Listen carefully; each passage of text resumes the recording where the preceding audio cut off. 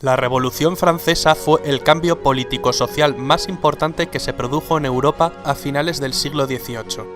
Fue un periodo violento en el que se derrocó el antiguo régimen, para acabar instaurándose un nuevo régimen donde la burguesía, apoyada en ocasiones por las masas populares, se convirtió en la fuerza política dominante.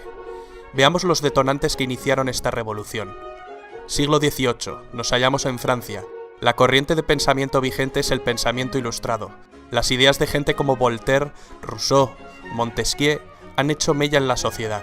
Sostenían que el conocimiento humano podía combatir la ignorancia, la superstición y la tiranía para construir un mundo mejor. Este tipo de pensamiento se expandió a través de reuniones realizadas en casas de gente adinerada, en las que participaban intelectuales y se hablaba de filosofía, política y literatura. Se leía la enciclopedia, una iniciativa de Diderot y d'Alembert que contó en sus sucesivas publicaciones con numerosos colaboradores que escribieron miles de artículos para dejar plasmado el pensamiento ilustrado. La enciclopedia contribuyó al descrédito del sistema. Una sociedad culta que piensa por sí misma era la mejor manera de asegurar el fin del antiguo régimen. Los principios basados en la razón, la igualdad y la libertad estaban presentes en la mentalidad de los franceses. No solo de los franceses, las ideas ilustradas se habían extendido por Europa y sus colonias. Al otro lado del océano, la Ilustración había servido de impulso para que un 4 de julio de 1776 las 13 colonias norteamericanas consiguieran su independencia. Francia se hallaba bajo el dominio de una monarquía absolutista. Reinaba por entonces Luis XVI, que estaba casado con María Antonieta. El poder del rey y de la nobleza eran la base de este régimen. El Estado se encontraba en una situación económica bastante precaria. Los gastos militares y las malas cosechas crearon una gravísima situación social. El pueblo pasaba hambre, mientras el lujo y el despilfarro del rey y la nobleza continuaban como si nada, endeudando más las arcas del Estado. La mentalidad ilustrada más el descontento social provocaron el caldo de cultivo perfecto para que estallara la revolución. Pero antes vamos a ver cómo estaba dividida la sociedad francesa. La sociedad estaba compuesta por 3 sectores sociales llamados estados. El primer estado era la Iglesia, no pagaba impuestos, recibía de los campesinos el diezmo, es decir, la 10ª parte del producto de sus cosechas. Solo la Iglesia podía legalizar casamientos, nacimientos y defunciones, y la educación estaba en sus manos. El segundo estado lo componía la nobleza, dueños de las tierras. La nobleza tampoco pagaba impuestos. Los campesinos les pagaban un tributo y solo podían venderles sus cosechas a ellos. Era una casta encerrada en sí misma. El primer estado y el segundo estado, es decir, el clero y la nobleza, sumaban un 3% de la población.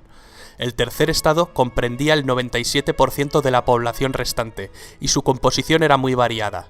Por un lado estaba la burguesía, formada por los ricos comerciantes y banqueros, los profesionales liberales, médicos, abogados, también por artesanos y pequeños comerciantes. Por otra parte existían campesinos libres, pequeños propietarios, arrendatarios y jornaleros. El tercer estado carecía de poder y decisión política, pero pagaba todos los impuestos, hacía los peores trabajos y no tenía ningún derecho. La burguesía necesitaba tener acceso al poder y manejar un estado centralizado que protegiera e impulsara sus actividades económicas, tal como venía ocurriendo en Inglaterra. Pero volvamos a París. Cuando la precariedad provocó revueltas, la gente fue a quejarse a Versalles del hambre que pasaba. Entonces corrió el rumor de que la reina, muy altanera, pronunció la frase: «Pues que coman pasteles». Algo así trascendió y resultó bastante provocador.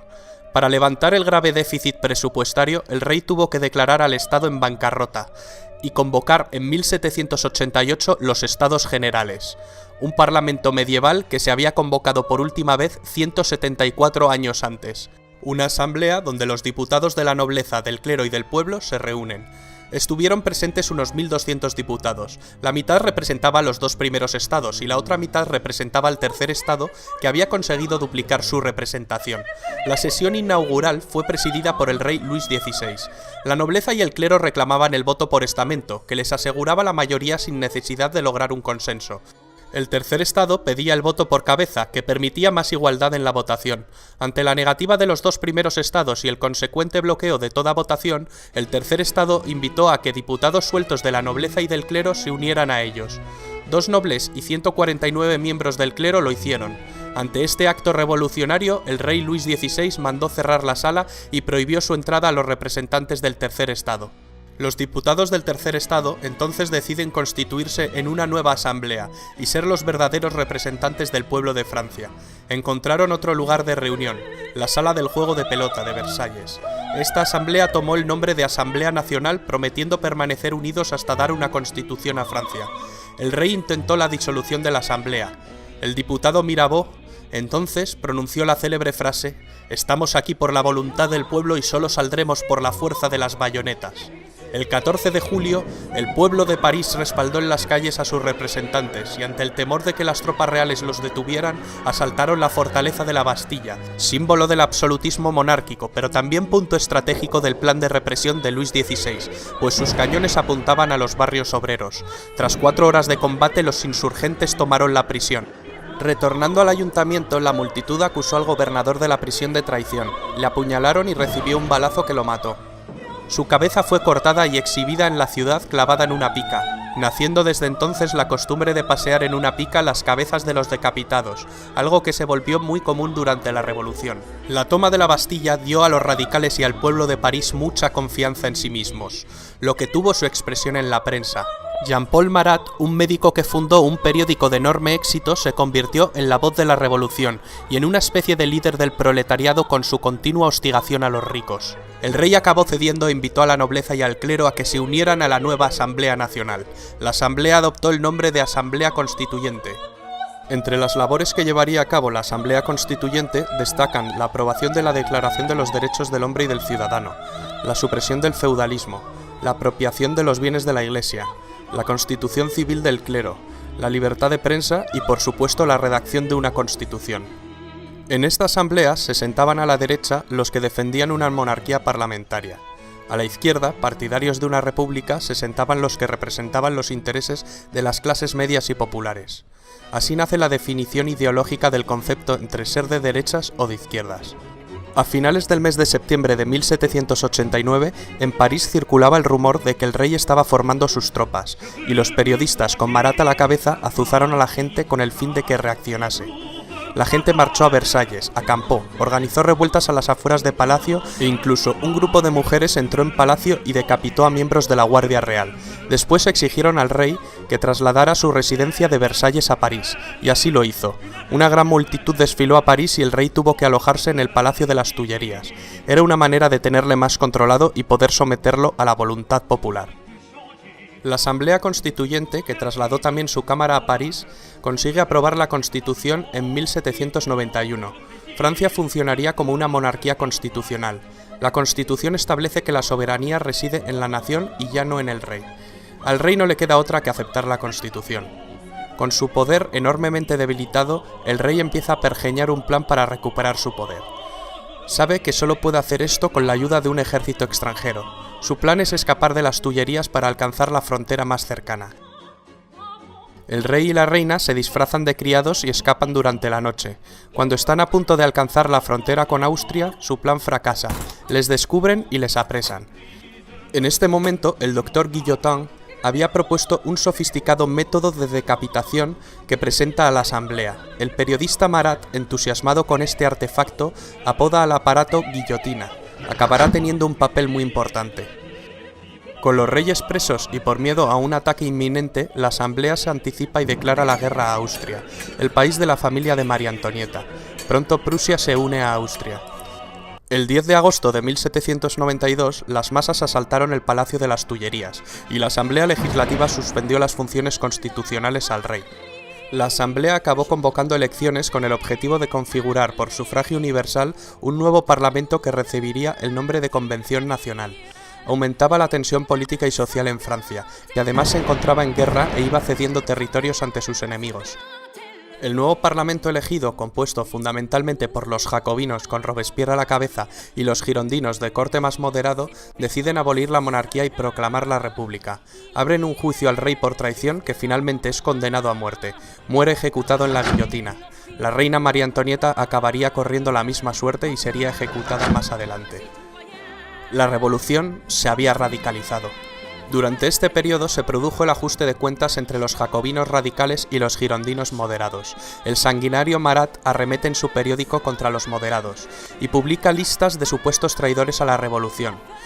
Esto acabaría con Marat asesinado mientras se daba un baño en su casa. La consecuencia: Marat se convirtió en un mártir, en una leyenda de los radicales. La Convención Nacional redactó una nueva constitución.